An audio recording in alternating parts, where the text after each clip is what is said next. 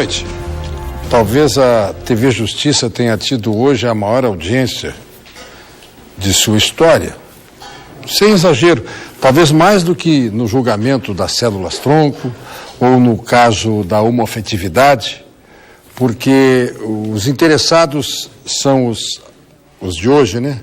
Os aposentados que já estão lutando pela desaposentação, aqueles que estão na expectativa e até fazendo cálculos para saber se vale a pena ou não, e aqueles que vão se aposentar.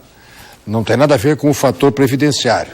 Esta é uma outra matéria. O tema que hoje o Supremo Tribunal Federal, tendo como relator o ministro Luiz Roberto Barroso, deveria ter julgado e não chegou ao final do julgamento, era a desaposentação de um cidadão de Santa Catarina que ganhou no primeiro grau, ganhou no Tribunal Regional Federal aqui da 4ª Região e ainda foi ao STJ, sempre a Previdência recorrendo e sempre a Justiça dando ganho de causa aos aposentados. A matéria chegou ao Supremo, são 2 recursos extraordinários, na verdade, e o ministro Barroso foi muito breve no seu relatório, fez o relatório de um e disse claramente, a mesma coisa se aplica ao outro, que é exatamente igual. Até, já antecipadamente, deveria ter sido assim e foi, o tribunal já tinha se posicionado pela ideia da repercussão geral.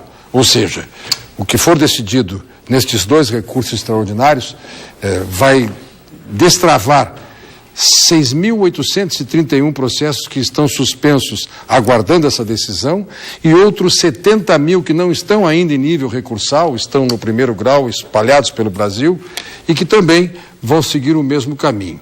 E a expectativa, a interrogação é, e lá no Congresso Nacional tem o que fazer para deixar mais clara a situação legal da hipótese da desaposentação? O que é, afinal, a desaposentação?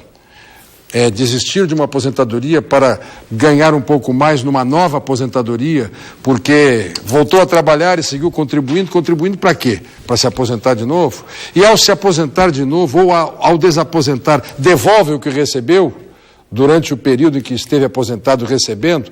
Todas essas questões deverão ser respondidas amanhã, porque o ministro relator, quando concluiu a sua leitura, ouviu do presidente da Corte de que já estava sobre a hora e que então tomariam amanhã, no começo da sessão, no começo da tarde, as manifestações dos advogados que estão lá representando as partes envolvidas, a Procuradoria, a Associação Nacional de Aposentados, enfim.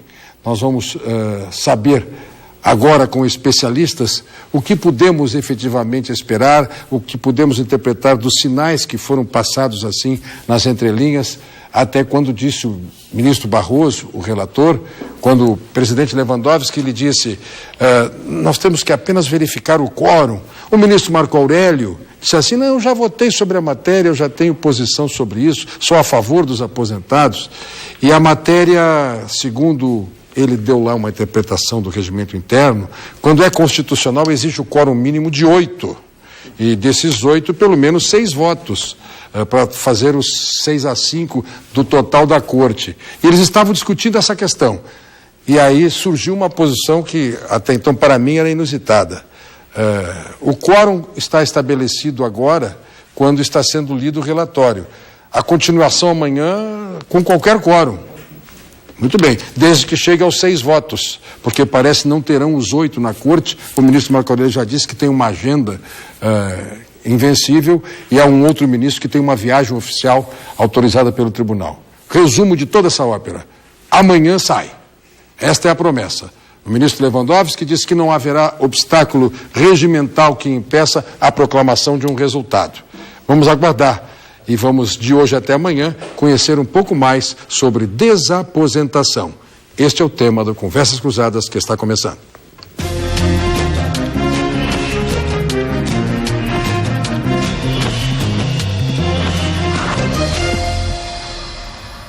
Convidados do programa, o advogado especialista em direito previdenciário, Décio Scaravaglione.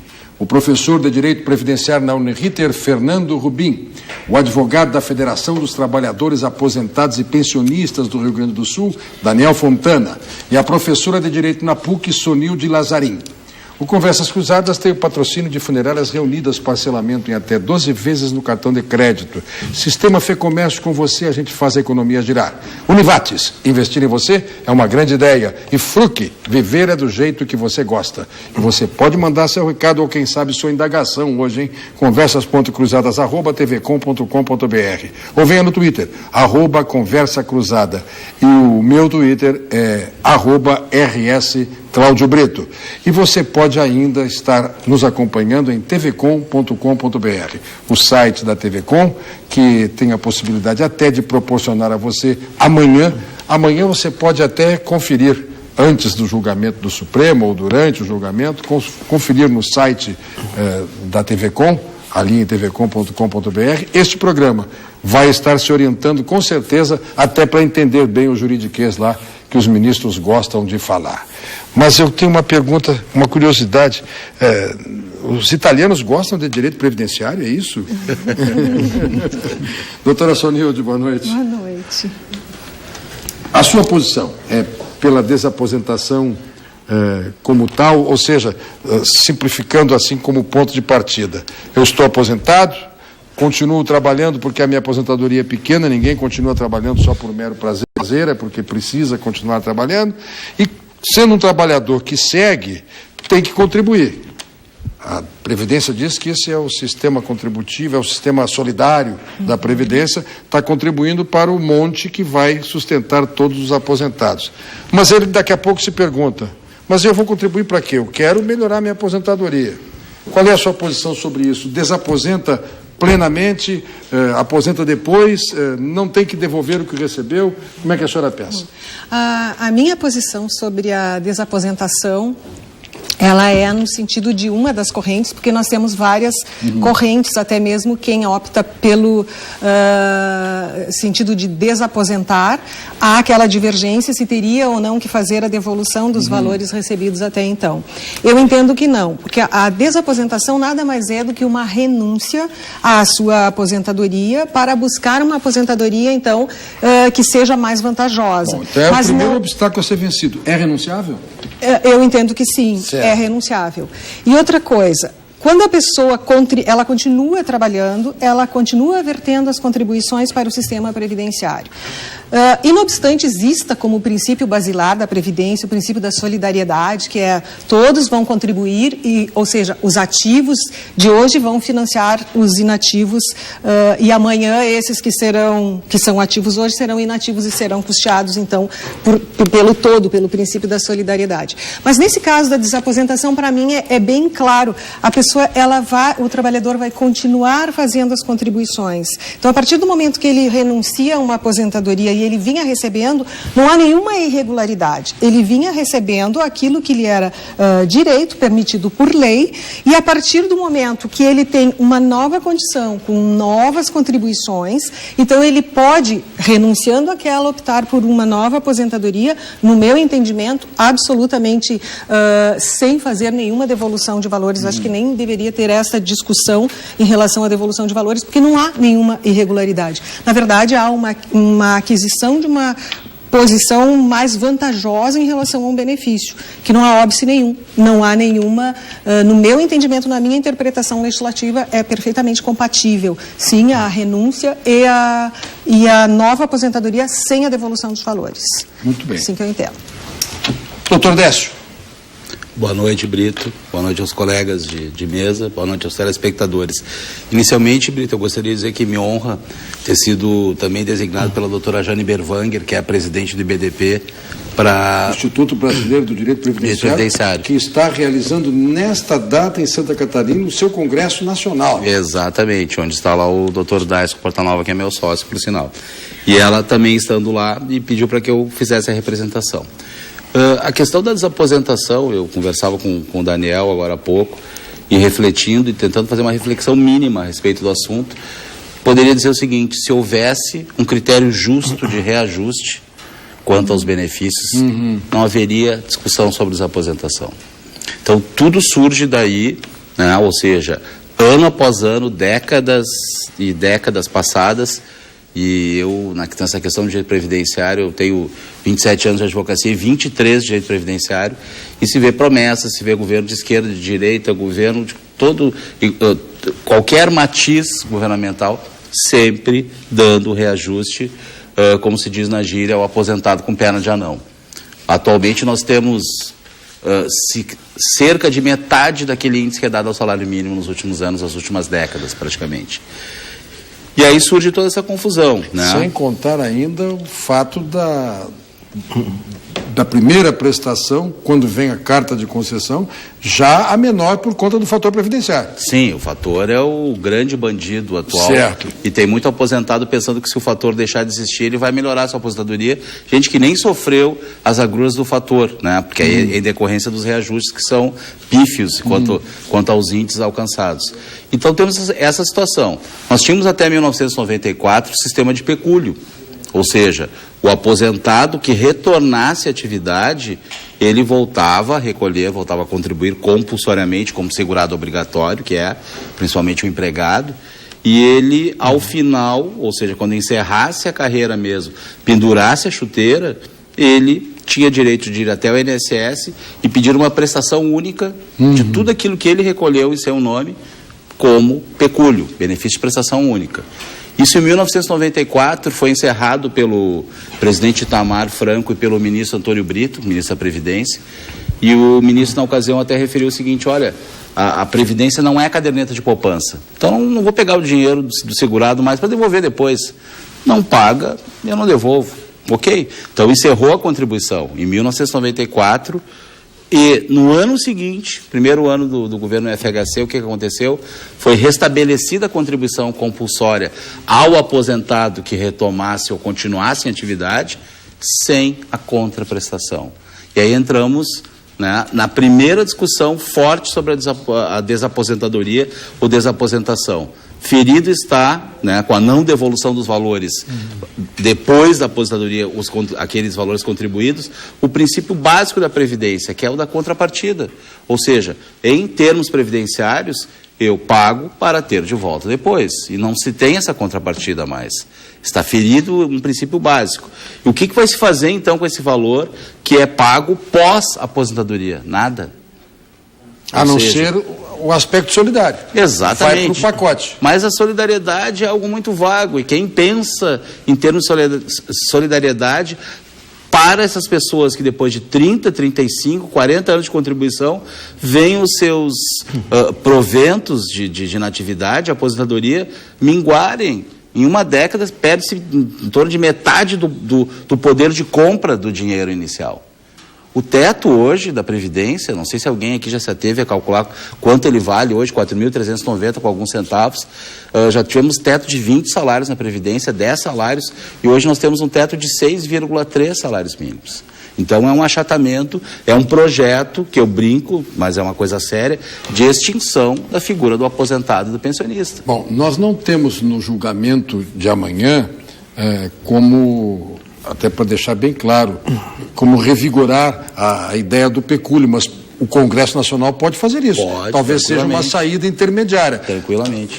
A desaposentação seria substituída por esta ideia. Aposentou, continua trabalhando, contribui. Este período novo vai constituir um pecúlio. Exatamente. Porque a desaposentação, na nova aposentadoria, vai somar o tempo todo. Soma o tempo da aquilo que já foi usado e desistido volta a valer. E o posterior à aposentadoria, exatamente. Muito bem. Doutor Fernando, a sua manifestação inicial sobre o tema. Eu estou aqui que nem o Lewandowski, estou dando a palavra para as partes. Os amigos... Amici Curie. Boa noite, Brito. Eu gostaria de agradecer a oportunidade de estar aqui entre especialistas da área previdenciária. Me parece que essa vinculação com a lógica do pecúlio é uma questão interessante, né? E porque também nessa legislação de 94, né, a Lei 8870, existia também um abono de permanência no serviço. Havia uma previsão... Pé na cova. Ao lado, né, da questão do pecúlio, que permitia, né, que o segurado se mantivesse trabalhando. Em razão disso, então... Isso existe no serviço público. Público, exatamente. O servidor retarda a sua aposentadoria e passa a ganhar um pouco mais. Exatamente. Então era uma outra alternativa que era dada ao segurado que nós não temos hoje, não é? mas me parece ainda insuficiente aguardarmos por uma posição do Poder Legislativo. Né? A gente vê que temos projeto de lei também regulando a questão da desaposentação e não há um avanço claro do ponto de vista legislativo.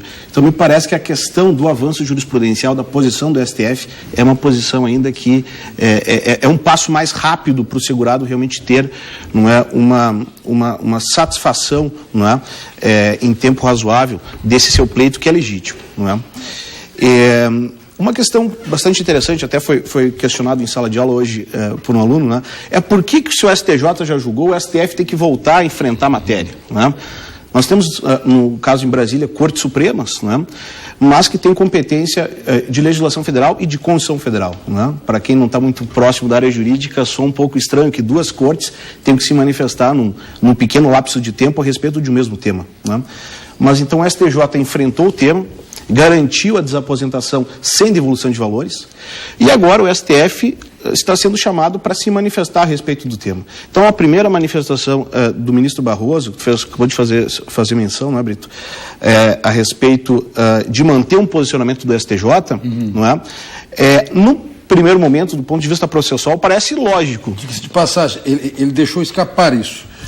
Deixou escapar e os iniciados entenderam, porque ele olhou para o ministro Lewandowski e disse assim: não, ministro, não se preocupe com o tema da legalidade ou da constitucionalidade, era justamente o que tu estás referindo. Alguém aventou, disse, mas a matéria é puramente constitucional, se a matéria é puramente constitucional tem que ter o quórum qualificado. E ele disse, não, a matéria com o quórum que está aí para se manter amanhã é suficiente, até porque o STJ já enfrentou a questão e deverá ser, a decisão deverá ser neste mesmo sentido. Ele deixou escapar assim claramente. Então eu até fui pesquisar, não consegui ver toda não vi a inteireza da decisão do STJ, porque tem algumas peculiaridades. O STJ decidiu devolvendo ou sem devolver? Sem devolver. Desaposenta e não devolve nada. E o mais curioso é que o STJ trabalhava com quinta e sexta turmas de a matéria previdenciária, e a competência migrou para a primeira e segunda. Então houve a decisão da quinta e da sexta, tá? Terceira sessão, e depois primeira e segunda, que virou a primeira sessão, no mesmo sentido. Isso é quase o pleno. Julgaram duas vezes a mesma matéria, sessões diferentes, e confirmaram a desaposentação sem devolução. Tu estás com esperança? Bastante esperançoso, né? Só fazendo o link final com relação ao STJ e ao STF. Quando ele diz que está esperançoso, já vi a posição dele, viu só como é que funciona? É que o STJ realmente analisou sobre o prisma da lei, especialmente aí o artigo 18 da Lei 823 de 91, não é? Mas o STJ, ele tem também competência para examinar a matéria, né, sob o prisma da Constituição Federal. Evidentemente que nenhuma Corte Suprema vai fazer um exame meramente legal, né? Vai fazer também uma interpretação da legislação federal à luz da Constituição Federal. Então, eu digo isso com esse tom esperançoso, né? Para justificar que o STF ele teria que ter um argumento muito forte para modificar a posição do STJ, não é? No que toca ao tema da desaposentação e mesmo da questão da devolução de valores. Não é? E que, no meu ponto de vista, na minha compreensão, não há esse argumento, não é? Que justifique a se consolidar a tese da desaposentação, mas com a devolução de valores por parte dos segurados. Não é? Então, a minha posição inicial é de que o STF deve manter esse posicionamento, não é? Que realmente vai favorecer um número de segurados bastante grandes. Foi feita a referência a quase 7 mil segurados, não é? Mas tem um número muito grande de segurados só aguardando, não é?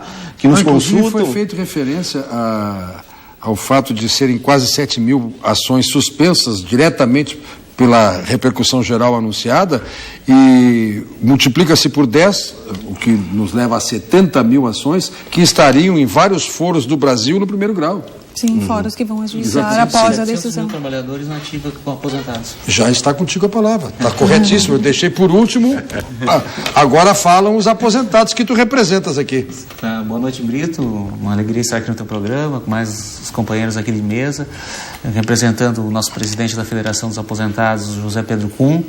Quer dizer que a expectativa dos aposentados é de uma final de campeonato, né? Que, na verdade, é a vida, né, de milhares, né, para dizer de milhões de brasileiros que estão a expectativa de que esse direito venha a ser garantido.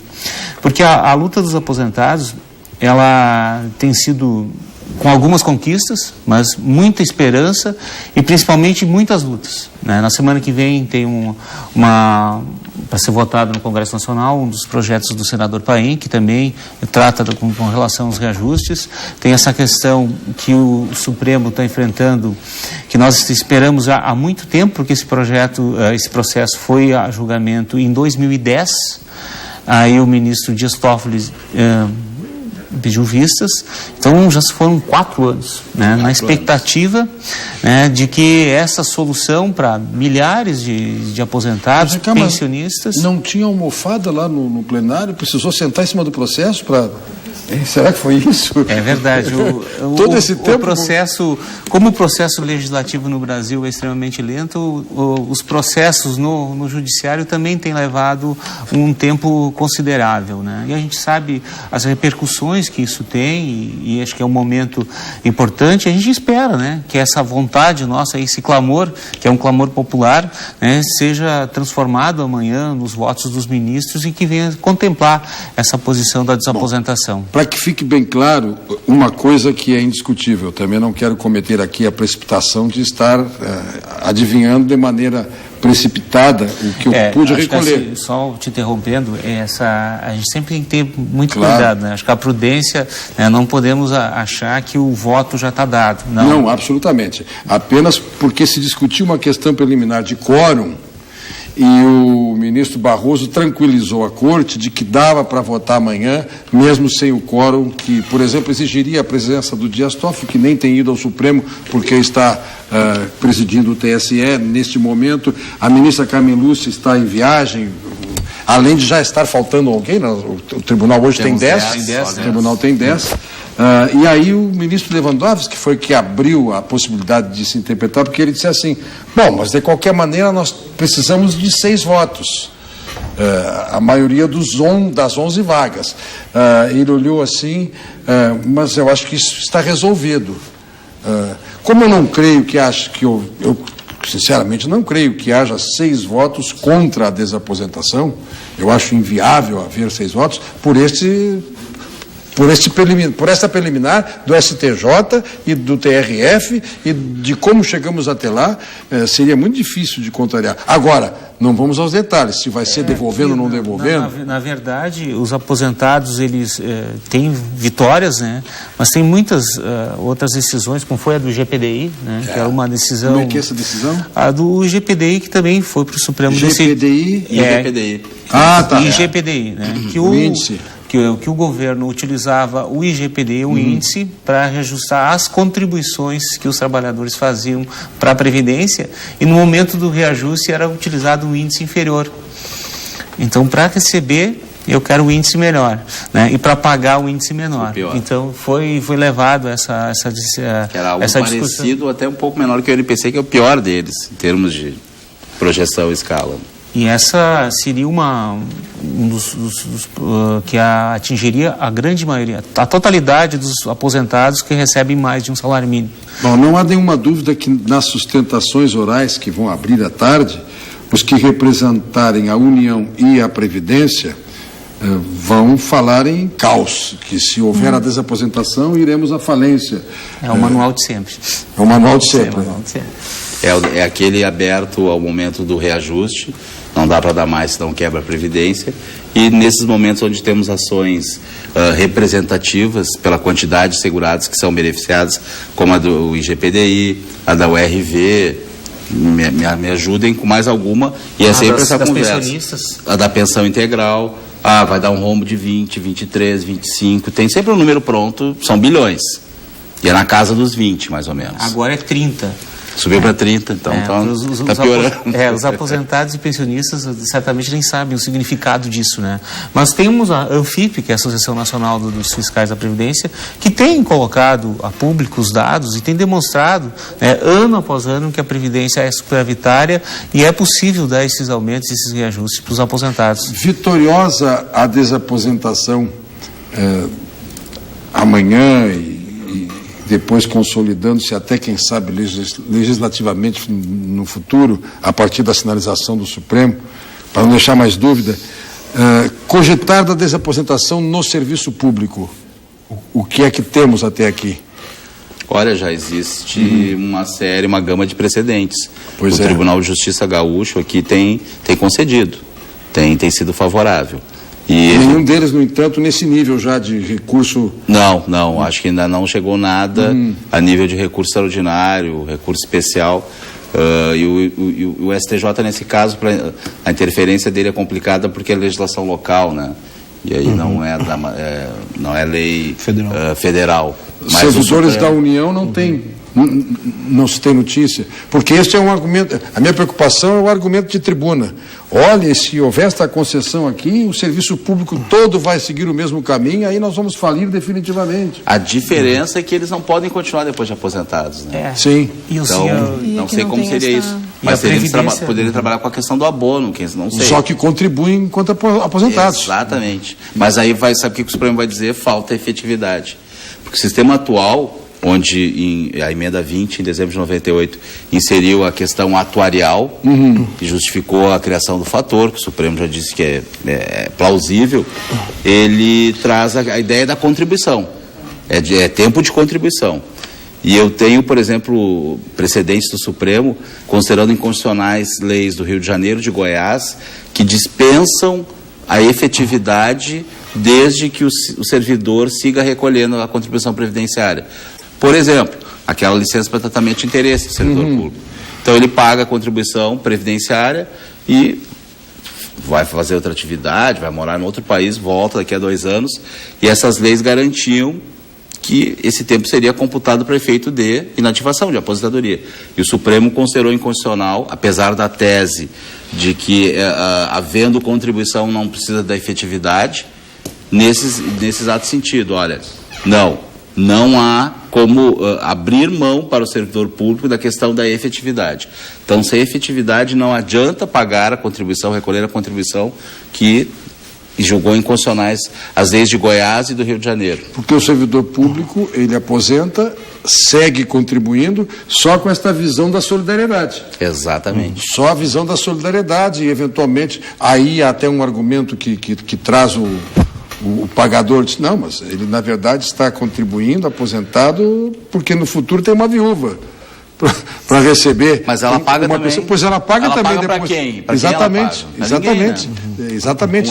Com ela o benefício é extinto. Quando se consolida na figura da viúva a pensão, ela também segue pagando a contribuição. Perfeito, para ninguém.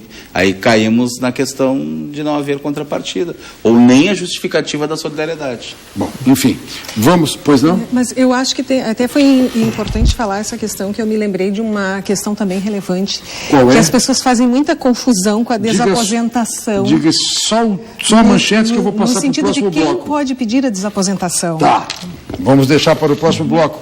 Você que está acompanhando tudo isso, amanhã se entusiasma com o resultado, digamos que ele seja bom pela desaposentação, pode ou não pode pedir a mesma coisa?